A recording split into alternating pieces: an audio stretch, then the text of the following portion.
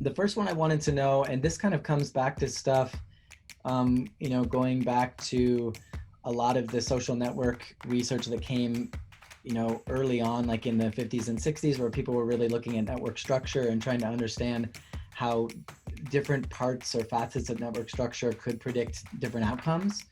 And so I wanted to understand, is it possible that network structure could be used to predict social capital? So even if I don't know if a community has high levels of social capital, if I know that there's certain network structures, can I assume that there probably is high levels of social capital?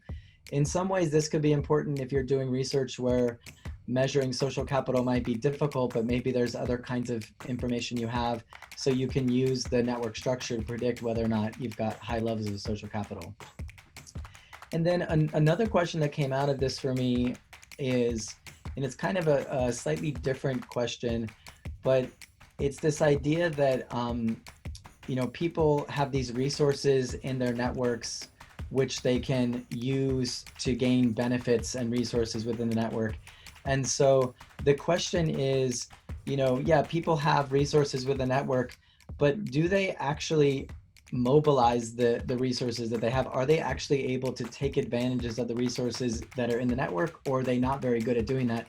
And I actually haven't seen a lot of studies that look at that. I've seen a couple, but I thought this was a really interesting area. And so this is something I've been looking at more recently. So I'm going to start with this first question, and then I'll get into this one last.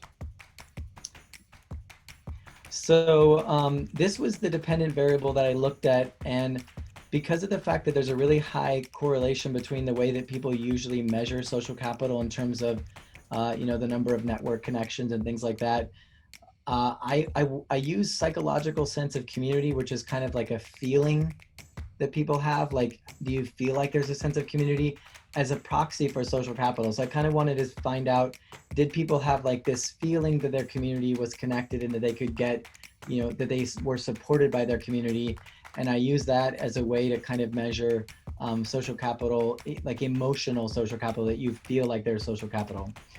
So there's just questions about, whether or not you feel similar to people. Do you get support from people, or is there no one that can help you when you feel like you've got some personal issues to discuss?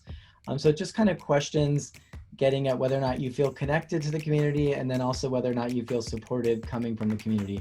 And this comes from actually some psychologists who are community psychologists,